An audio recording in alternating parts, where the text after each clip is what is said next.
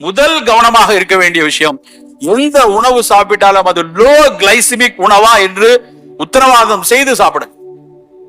Low கிளைசிமிக்னா நம்ம சாப்பிடக்கூடிய உணவில் இருக்கக்கூடிய சர்க்கரை படு வேகமாக ரத்தத்தில் கலக்கக்கூடாது. உருளைக்கிழங்க வேக வச்சு சமைச்சு சாப்பிட்டீங்கன்னா 95% அடுத்த 20 நிமிஷத்துல உள்ள போயிரும். அதே கீரைச்சோறு, கீரையும் கார்போஹைட்ரேட் தான், கீரையும் அமைலோஸ், அதுல இருக்கக்கூடிய நார் தான், செல்லுலோஸ் தான், ஆனா அது வேகமா உள்ள போகாது. அப்ப குறைவான சர்க்கரை உள்ள, வேகமாக சர்க்கரையை ரத்தத்தில் கலக்காத லோ கிளைசிமிக் உணவு தான் நம்ம தேர்வா இருக்கணும். அதுக்குதான் நாங்க சிறுதானியங்களை கொஞ்சம் எடுங்க, காலை உணவுல சிறுதானியம் எடுங்க, மதிய உணவுல பட்டை தீட்டாத, பாலிஷ் போடாத, பழுப்பு நிற, சிவப்பு நிற, கருப்பு நிற அரிசியை சாப்பிடுங்க. லோ கிளைசிமிக்காக தான் சொல்றோம். ஒரு 2 மாதம் முன்னாடி ஜப்பான் போயிருக்கேன். ஜப்பான் போறோன்னே அங்க என்னெல்லாம் பார்க்கணும் எதெல்லாம் பார்க்கணும் நோண்டும் போது டக்குன்னு ஒரு நெட்ஃபிளிக்ஸ்ல ஒரு படம் வருது, the secret of deep blue zone அப்படின்னு போட்டு ஒரு படம். டேவிட் ஃபிஷர் அப்படின்னு ஒருத்தர் எடுத்திருக்காரு. சும்மா பார்க்கலான்னு பார்க்க ஆரம்பிச்சேன். ஒரு 3 மணி நேரம் உரைய வைத்து விட்டது. அவர் என்ன சொல்றாரு, உலகத்துல ஒரு 7 இடத்துல நிறைய வயசானவங்க சந்தோஷமா இருக்காங்கன்னு தெரியணுமா வேண்டாமா, என்ன பண்றாங்க, எதனால அவங்க அப்படி நல்லா இருக்காங்கன்னு பார்த்தா ஃபர்ஸ்ட் இது வந்து ஜப்பான். ஜப்பான்ல ஒக்கினோவான்னு ஒரு இடம். அந்த ஒக்கினோவாங்கிற கடல்ல சராசரி ஆயுட்காலம் எவ்வளவு தெரியுமா? 103. அங்க மிக குறைந்த வயசு 103. செத்தவங்க பூரா 116, 117 கல்லறையை போய் எடுக்கிறான் ஷூட்டிங் பண்ணி. அங்க எல்லாம் இறந்தவர்கள் 116 வயசுல இருந்திருக்காங்க. அந்த 103 வயசு பாட்டிட்ட போய் பேட்டி கேட்கறாங்க, என்னமா சாப்பிடுறீங்க நீங்க, நாங்கெல்லாம் 60 வயசுலயே கிடுக்கிடுன்னு ஆடுது, நீ என்னன்னு சொல்லுங்கன்னு கேட்கறான். அந்த அம்மா சொல்லுது, நான் வந்து தினம் வந்து இந்த சக்கரவள்ளி கிழங்கு சாப்பிடுறேன். சக்கரவள்ளினா நம்ம ஊர்ல கிடைக்கிற சக்கரவள்ளி மாதிரி இல்ல, அது கரு நீல சக்கரவள்ளி, பர்பிள் கலர் ஸ்வீட் பொட்டேட்டோ அப்படிங்கிறான். மேல கருப்பு நிறத்துல இருக்கு, ஆனா உள்ள வந்து சக்கரவள்ளி கிழங்கு இருக்கு. அது பார்த்தா அது லோ கிளைசமிக். அப்புறம் நான் கொஞ்சம் ப்ரொக்கோலி சாப்பிட்றேன், கொஞ்சம் இந்த கடல்ல இருக்கக்கூடிய மீன் சாப்பிட்றேன், எல்லாம் சொல்லிட்டு கடைசியா சொன்னதுதான் உங்களுக்கானது. அது ஒண்ணு சொல்றேன், நல்ல ஆரோக்கியமா வயசா இருக்கணும்னா தயவு செய்து விவசாயம் பண்ணுங்க அப்படின்னு சொல்லுது. அசந்துட்டு அந்த அம்மா சொன்னதை பார்த்து, எனக்கு வேண்டிய, நான் 103 வயசு, எனக்கு வேண்டிய காய்கறிகளை நான் பயிரிடுகிறேன், தினமும் எனக்கு வேண்டிய கீரையை நான் போய் சாகுபடி செய்து கொள்றேன், எனக்கு வேண்டிய ப்ரொக்கோலியை நான் போய் வெட்டி எடுத்துட்டு வரேன், எனக்கு வேண்டிய காய்கறிகளை சமைப்பதும் கீரைகளை சமைப்பதும் நான் செய்யறேன். எல்லாத்துக்கும் மேல அவங்க நாட்டினுடைய இக்கிகாய் அப்படின்னு சொல்லக்கூடிய அந்த வாழ்வியலை நான் பின்பற்றுறேன். இது எல்லாத்த விட ஒரு நாளைக்கு அவங்க பழக்கப்படி 70% தான் நான் சாப்பிடுவேன். எவ்வளவு 100% பசி இருந்தா 70% தான் சாப்பிடுவேன். மன மகிழ்ச்சியா இருப்பதற்கு இக்கிகாய் பழகினான்னு சொல்றாங்க. இது மாதிரி ஒவ்வொரு ஊர்களில் இட்டாலியில உள்ள இடம் எல்லாத்தையும் போய் அவன் பேட்டி எடுக்கிறான். அப்ப இந்த மாதிரி அனுபவங்களை நாம் எடுத்துக்கொள்ளணும். இப்போ ஒரு அம்மா அப்படி சொல்றாங்க, அவங்க நாட்டுல அந்த ஊர்ல அப்படி வாழ முடியுதுன்னா நாமே முடியாது. அப்ப நமக்கான வாழ்வியல்ல உணவை எப்படி தேர்ந்தெடுக்கிறோமோ வாழ்வியலையும் அப்படி செம்மைப்படுத்திக் கொள்ளணும். மனம் மிகச்சரியாக வைத்துக் கொள்ளும்படி இருக்கணும். இன்றைக்கு தமிழ்நாட்டுல ரொம்ப கொஞ்சம் உத்து பார்க்கும்போது சவால்களாக இருக்கக்கூடிய நோய்களை ரொம்ப அதிகரித்துட்டு வரக்கூடிய ஒரு விஷயம் உளவியல் நோய்கள். நம்ம வீட்டு குழந்தைகள்ல எத்தனை பேர் வந்து உளவியல் சிக்கலுக்குள்ள இருக்காங்கன்னு நம்ம பார்க்க மறுக்கிறோம். ஒருவேளை பார்த்து நமக்கு சந்தேகம் வந்தாலும் அதை ஏற்றுக்கொள்ள மறுக்கிறோம்.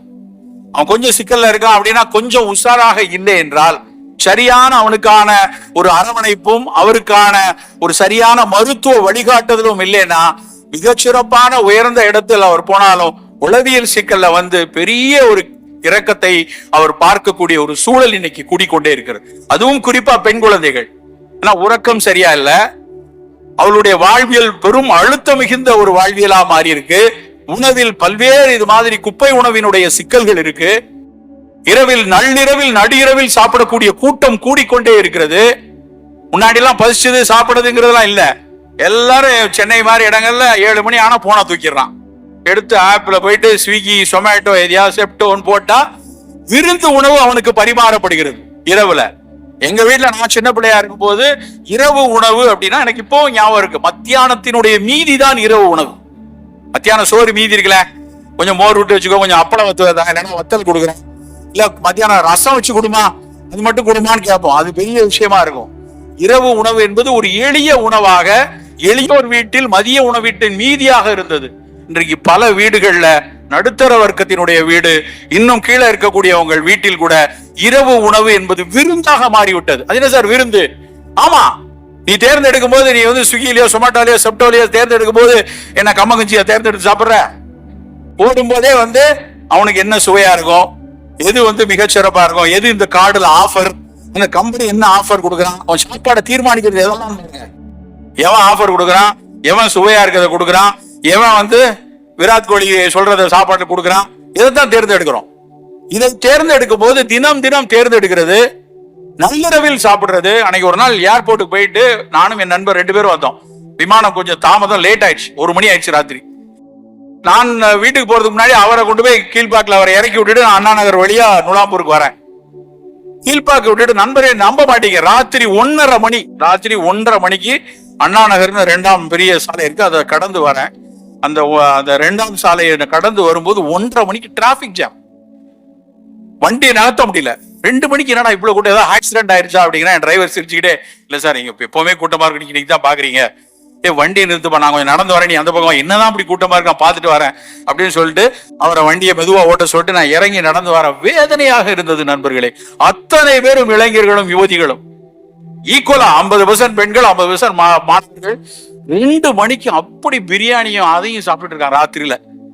இவன் 2 மணிக்கு இதை சாப்பிட்டு எப்ப செரிச்சு, எப்ப போய் அவன் தூங்கி என்னைக்கு காலையில இருந்துச்சு, இவனை இப்படி இருந்தாலும் என்ன பண்றான் அப்படின்னு அவ்வளவு வேதனையா இருந்துச்சு. அவ்வளவு பெருங்கூட்டம் இரவுல சென்னையில. நான் கேட்டா இது வந்து இல்ல சார், நீங்க இன்னைக்கு பாக்குறீங்க, பல நாளா அப்படித்தான் இருக்கு அப்படின்னு சொல்றாங்க. நாம் ரொம்ப ரொம்ப ரொம்ப கவனமாக எச்சரிக்கையாக இருக்கணும். நமக்கு சர்க்கரை வரக்கூடாது, இரத்த கொதிப்பு வரக்கூடாது, வந்தாலும் அது கட்டுப்பாட்டில் இருக்க வேண்டும் என்றால் நம் அக்கறை உணவில் இருக்க வேண்டும். அந்த உணவு மிகச் சரியான அறுசுவையில் எது சிறப்பான கசப்பும் துருப்போ அதையும் எடுத்துக்கொண்டு சிறப்பான உணவை எடுத்துக்கொள்ள வேண்டும். உள்ள ரீதியாக, உளவியல் ரீதியாக மனம் அழுத்தம் இல்லாமல் எப்பொழுதும் ஒரு மகிழ்வான அறச்சிந்தனையோடு இருக்கக்கூடிய மனம் வேண்டும். அப்படியெல்லாம் இருப்பதோடு நாம் சாப்பிடக்கூடிய காய்கறிகளோ கீரைகளோ பழங்களோ முடிந்தவரை இந்த ரசாயன கலப்புகள் இல்லாமல் ஒரு அளவுக்கு அது வந்து முழுமையா இயற்கையில் விளைவிக்கப்பட்ட உணவுகளாக இருக்கும் பட்சத்தில் ஆரோக்கியம் நமக்கு எப்பொழுதும் நிரந்தரமாக இருக்கும். மீண்டும் ஒரு முறை நன்றி கூறி அமர்கிறேன். வணக்கம்.